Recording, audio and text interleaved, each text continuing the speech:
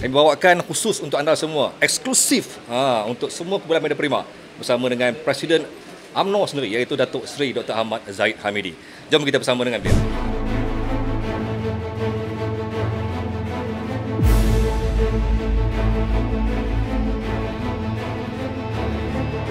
Datuk Seri dapat kongsikan dengan kami semua, apakah yang Datuk Seri rasa perbezaan yang ketara dalam PRU kali ini? Kali ini kita lihat bahawa di tiap-tiap kawasan yang dipertandingkan, sama ada di Parlimen ataupun di Dewan Undangan Negeri bagi degi-degi yang dibubarkan Dewan Undangan Negerinya, ianya kelihatan pertandingan sekurang-kurangnya 3 penjuru. Ya.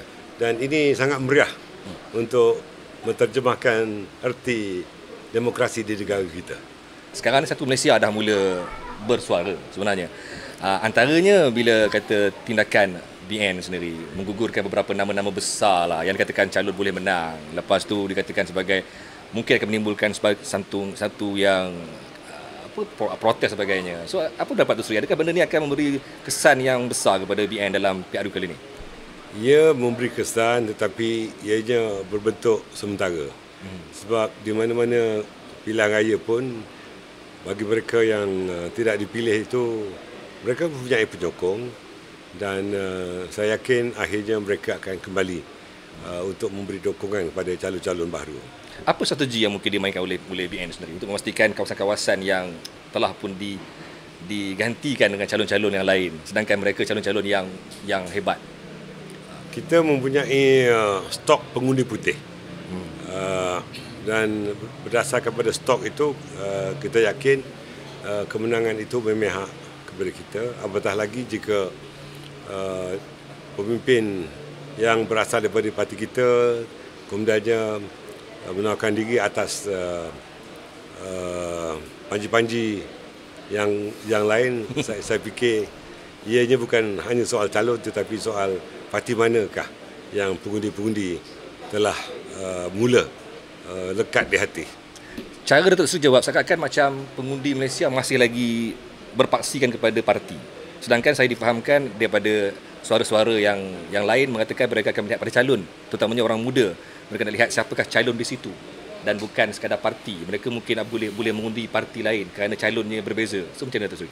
Ia merupakan satu kombinasi. Saya lihatlah, kalau di Bagadatuk umpamanya P075, pengundian itu berdasarkan kepada calon. Saya adalah satu-satunya calon anak tempatan. Ya. Manakala ketiga-tiga calon yang melawan saya tidak ada seorang pun anak tempatan. Ya. Maka tidak adil kalau saya katakan calon merupakan hanya satu-satunya faktor.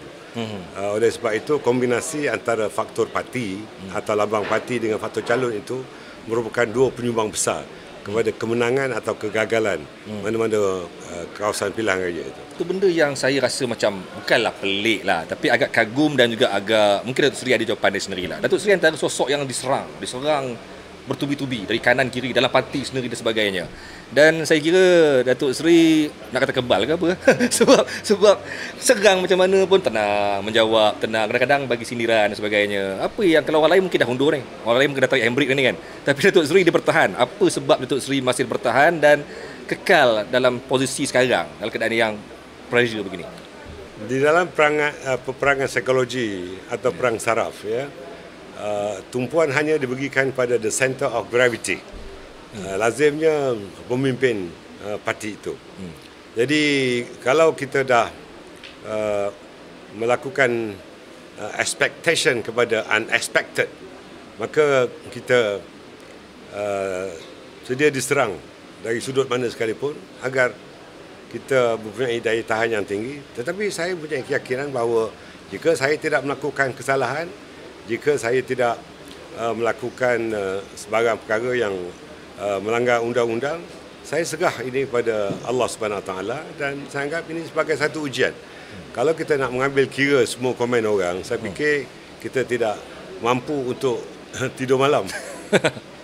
Apabila nama poster boy Datuk Seri Ismail Sabri sebagai calon bakal Perdana Menteri jika BN menang, adakah nama itu memang nama yang direstui ataupun Datuk sendiri memang bersetuju akan diletakkan sebagai PM jika BN menang, ataupun hanya cadangan bahagian saja? Cadangan itu bukan cadangan bahagian saja. Ianya telah dimulakan di peringkat Biro Politik UMNO dan juga Majlis Tertinggi dan di dalam Perhimpunan Agung Khas UMNO. Namun kita harus akur bahawa Tuanku Yang Teragung mempunyai hak mutlak di dalam perlembagaan mengikut perkara 43 kurungan B kurungan 1, di mana Tuanku mempunyai kuasa di bawah Raja Perlembagaan untuk menentukan yang pada hemat baginda seseorang ahli Dewan Rakyat yang mempunyai dokongan majoriti daripada ahli-ahli Dewan Rakyat dalam mana-mana pilihan raya umum.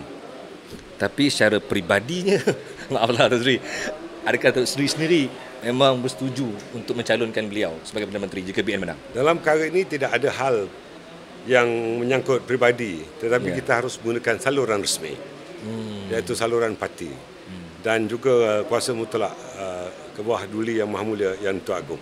Seri, PRU 15 pertembungan saya kira berbeza dengan PRU 14. 14 dulu saya boleh katakan lebih kurang macam block to block, tapi kali ini ada block by block by block by block dan juga berpecah antara block by block. So adakah peluang untuk mendapatkan simple majority ataupun mungkin two-third majority dilihat ada potensi oleh mana-mana parti pada PRU kali ini? Kini terdapat 6 parti-parti gabungan. BN, PH, PN, JRS, GPS, GTA, 6 parti.